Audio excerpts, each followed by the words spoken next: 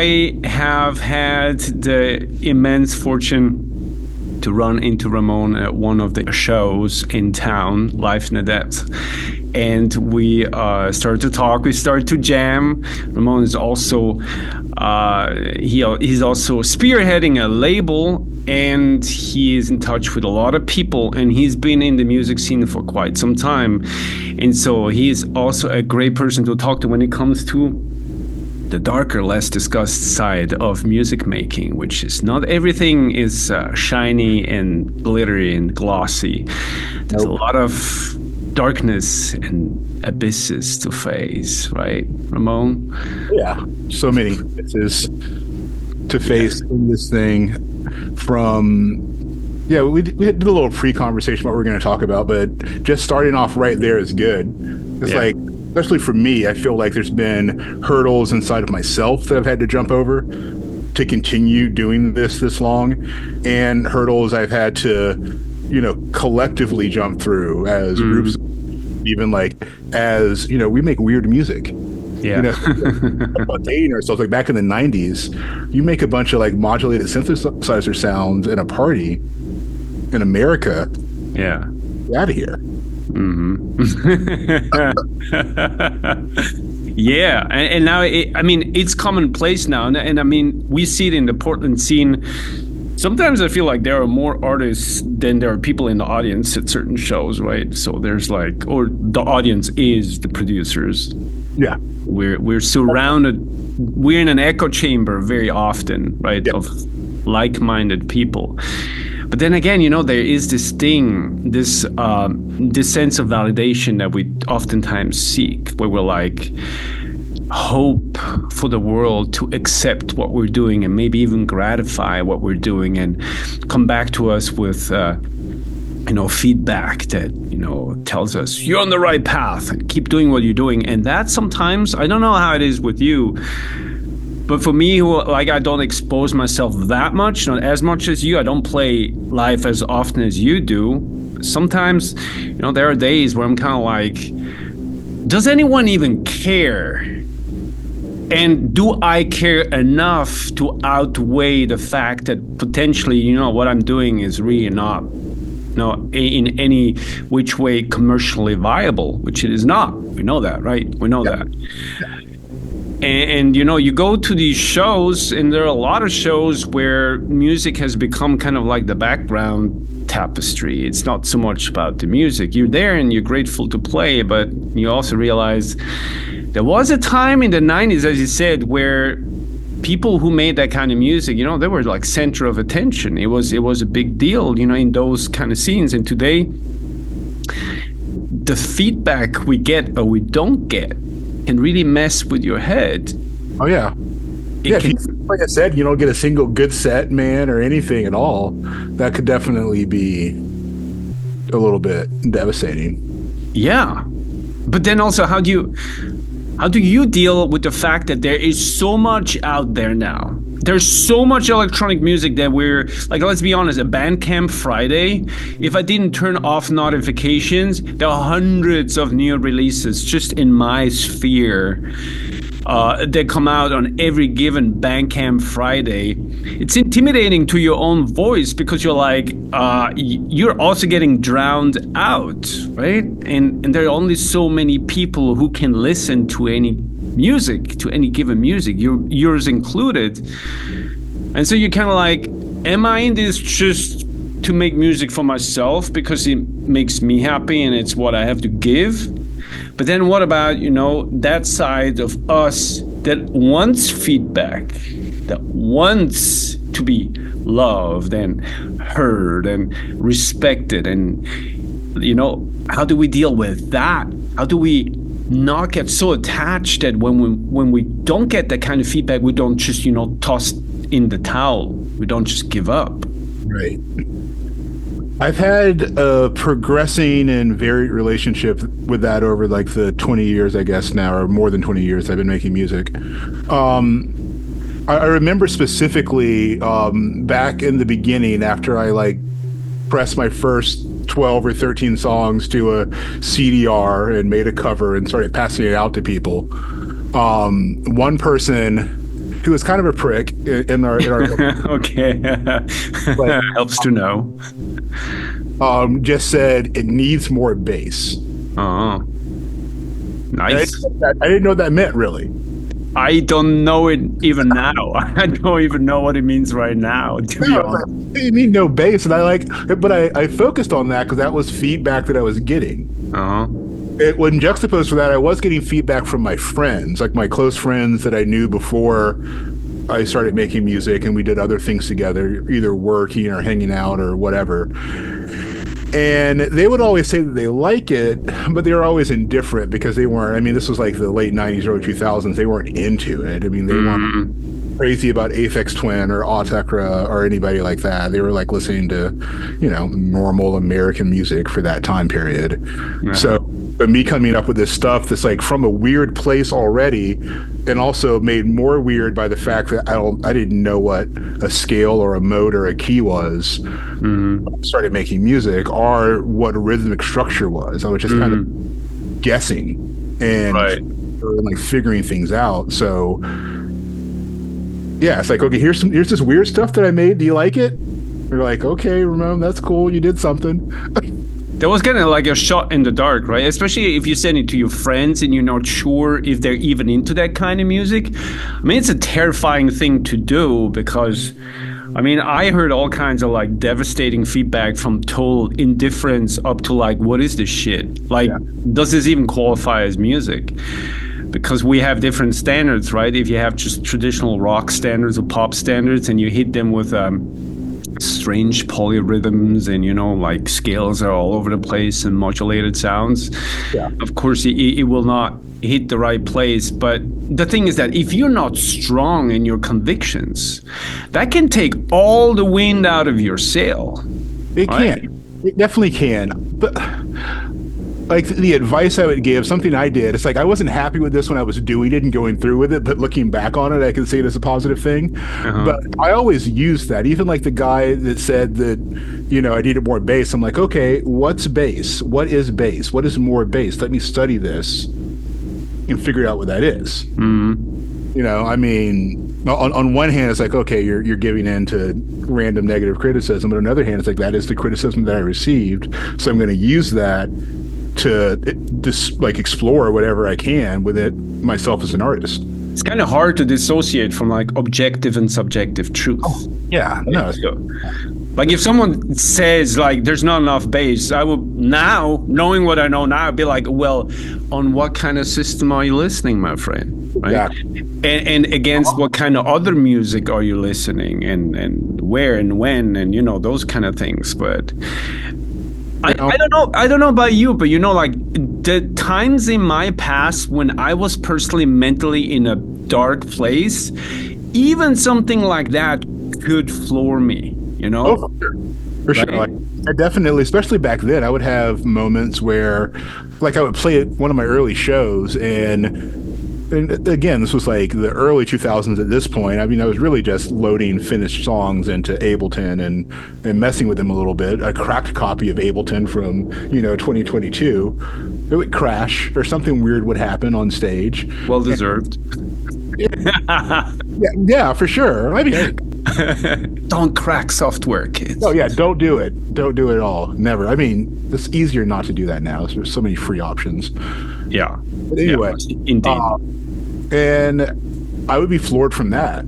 I view that as me putting on a bad show. And that means that I'm bad, my music's bad, and everything's bad, and freak out about that for a few days and think about quitting music and somehow keep doing it. So how have you managed to persist, For me, I think the core of that is that to go a little bit deeper, it's like I never, like from beginning of this, I never thought I was going to be Aphex Twin. That helps. That helps. They planned to share this stuff with me. I had no entitlement to think that I was going to win the lottery. And this thing, I was doing it for myself. It's like I stopped playing video games, when I was like 19, and I found a video game that was music software, and it was for me. And luckily for me, from a young age, I was into various things that had the endpoint of self-examination and reflection and mindfulness. So there you have it. Yeah. right away, it's like, this is me processing myself and In your music. my music. And the music I was making, it was for me. That was like There you go. Oh, there you go. But I was hoping we would get to that point, because I think this is something that a lot of people, and I don't want to generalize, but a lot of people find themselves in a dark place in their music making endeavors. They have missed or not put enough weight on this fact that music is therapy, that there needs to be a phase where you use music as this kind of like this root, this anchoring thing, this homecoming thing where it is really for you. And if it is for you, I feel like if you really make the music for yourself, then what comes out of it and the development that it takes, the twists and turns, they're also more honest than if you're just an outward facing artist that just kind of like is exposed to all these things out there and now tries to implement them in their music. If we would have had this talk 20 years ago. Oh, I wouldn't have had the words. I wouldn't have had the self-awareness to find the words. Yeah. It was like, I just make music because I like it. Yeah. And you're kind of like dancing in the wind, trying to figure out things. I think it's okay, but... Well, I mean, another thing that I did, this might be tangential, but I answered a lot of those questions of validity, like kind of at the midpoint or before the midpoint of my music making career at this point, by going completely into the technical. Yeah. Not because that was my focus, because I wanted to gain validity. Like at first, like we talked about cracked software, I also made that music on a Frankenstein computer I built out of parts from my friend's dad's garage that I bought. It's like I get the picture. Yeah, it's like I didn't have any access to any of this stuff, and because I didn't have access, there was always this relationship where people who did have access to the equipment, the software, the network of people to get you into this stuff, I was looked down on for that. When I was in my 20s and early 30s. Yeah. So the answer to that was to know everything about all this stuff. And from there, I ended up getting a job in the music industry. I went to school for music production, continued having jobs in the industry.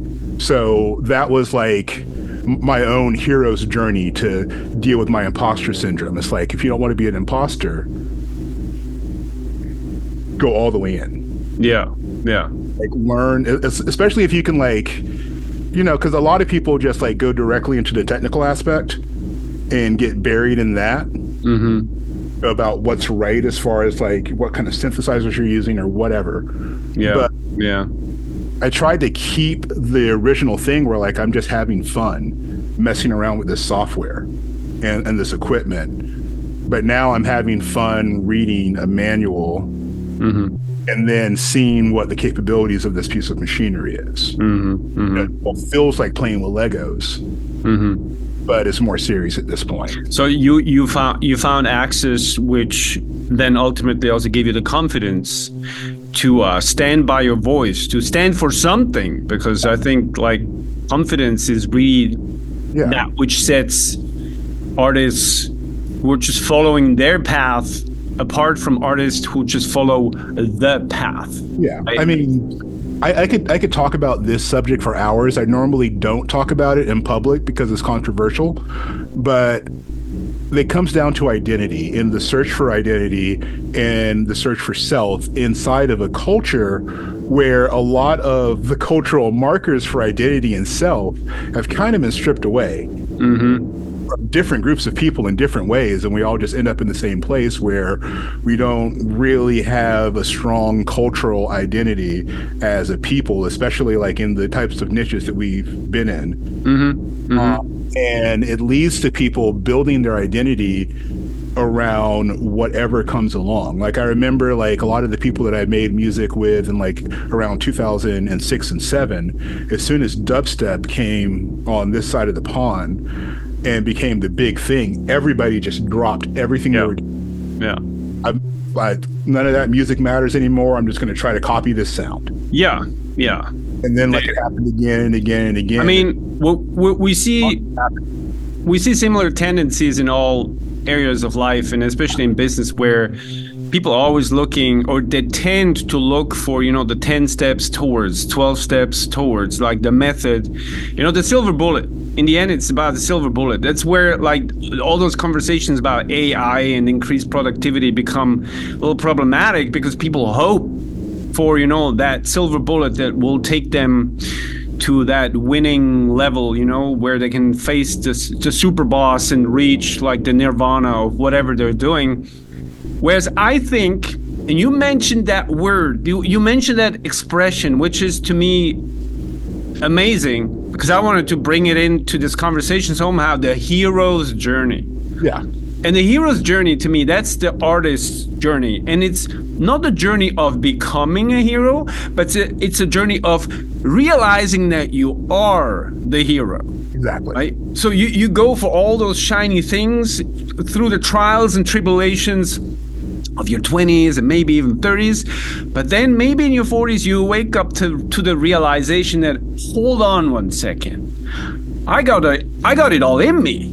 Yep. What I need is the confidence and maybe the tools and maybe the patience and maybe the time and maybe the community to bring it out in a safe way. But we cannot replace that path of realization, and the hurt and the pain and the heartache. We have to fall in love and then have our heart trampled on a couple times before we find real love. It's just kind of like this is the making of an artist who sees herself, himself, themselves as who they are, versus as how the world wants them to be. Mm-hmm. And it hurts me to see that so many people deny themselves their journey. Yeah. They think, I will just drop in there, I will spend $5,000 on equipment, and now I'm there. Say what? Look at that. I'm there. I'm done, right? Yeah, I'm done. I have a Bandcamp page. I have a SoundCloud. I'm all set. No. Well, that's kind of the thing I was getting into. It's like over the years, I've met so many people who I don't really know if they wanted to be electronic musicians. Oh, valid point. Guilty as charged. Be valid. Yeah. They wanted to be something, and if that's your starting point, what's your longevity going to be? How much do you really care about all of this stuff? It's like, I know plenty of people who, like, if I have conversations, I know them like 10 years ago. If I have conversations with them now, it would be a little bit weird because I'm still doing this stuff, and they pushed really hard and didn't get to the finish line, and now they're not doing it. I'm just identifying a trend, which in my opinion inflates imposter syndrome. Yeah. People who come into making music like it's a business, mm-hmm. and they treat it as such, and they're cutthroat, and they're hurtful. It's like I've identified these traits all being in the same people over the years. And they can peacock around because they don't really care about this stuff the way that like a lot of us care about it. And they're like, oh, well, when you were doing visuals, I saw your startup screen on the projector, so that means you suck. It's like, why would you say that to somebody? Wait a second. Are you speaking from experience? Oh, yeah. I normally speak in anecdotes when I talk to That's it. It's like it's real stuff. Dumb thing to say. Yeah, but I mean, the person who was told that was hurt by it. Well, yeah. I mean, I can kind of relate. Artist. Yeah. It's interesting in everything you just said, especially like with this business aspect that they bring into music. There's a tendency that I see in people who ultimately don't find satisfaction in music. It's because they are in it to win it. Yes. So they almost imagine art and music making and being a music producer as a race towards a finish line. And then there are these goal steps they set themselves, and they have to achieve them, almost, like a business plan, and with like sales predictions and sales forecasts you have to hit. But music doesn't work that way. Art doesn't work that way. It's a continuous evolution of the self. It's a self-realization as you walk. It's not like I'm going to go on stage and I'm now going to win a trophy. No, I'm going to go on stage, I'm going to express myself, and I'm going to grow through that experience, and then I'm going to go into the studio and I'm going to continue growing. And then for a year, I will not grow, because maybe for a year, I'm not going to go into the studio, which is fine. And then I'm going to come back, like spring comes back, and I'm going to be renewed and rejuvenated, and I will have ideas, or maybe I will not release anything for 3 years. We cannot be musicians because we want to win a trophy. No. It's like the thing I want to win is like I had a plan when I moved to Portland. Because I lived in Austin, Texas before that, and as many Austin refugees here in Portland will agree, the Austin music scene is everything we were just talking about. Part because it's the live music capital of the world, and the city promoted all this stuff, and everybody moves there to make it, and that being a really cutthroat environment. Where people, let their dark side out in the community and game of making music, and it's just not fun for a lot of people. So when I moved here, I'm like, I'm not going to promote myself or ask for a show for a whole year. But I'm gonna go, and I'm gonna just enjoy the fact that there's people here making music. I'm gonna go to shows. I'm gonna learn who everybody is. I'm gonna take videos. I'm gonna post them. I'm gonna be the type of audience member that I want to be, that I want to be in a scene with. And then I asked to play one show, and everything else just fell in place from there. It was like I was in a completely different world. I spent 8 years in Austin not having any community, really. I think I had 2 people that I would really call friends that I knew when I was there that I talked to, still talk to now, and that's it. And then I moved here, and as you see, and that's my trophy. That was a tangent I was getting through to get to that. That's my trophy in all of this, is to be able to like meet people like you and all the other people that come to Second Saturday and invite them to my house and make music with them, and share conversations and friendship. That's what I want. Like outside of the fact that I'm just like making music by myself at 10 o'clock at night because I want to listen to it after I record it. Right.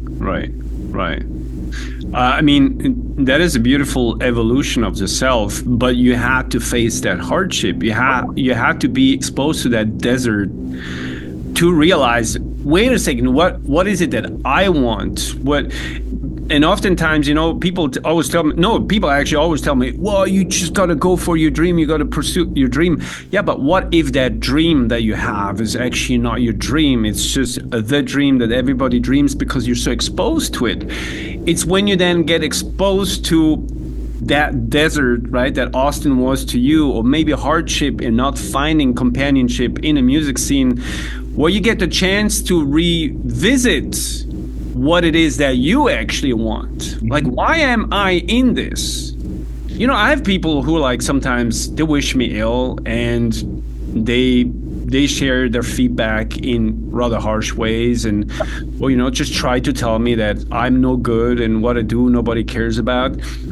And now I have developed this stoic approach to it, where I'm like, I can choose to connect with toxicity, or I can choose to connect, with support, with, people who are willing to be kind and compassionate. Yeah. And the instant you realize that you have the power to make that choice, and you deserve to make that choice, everything fucking changes.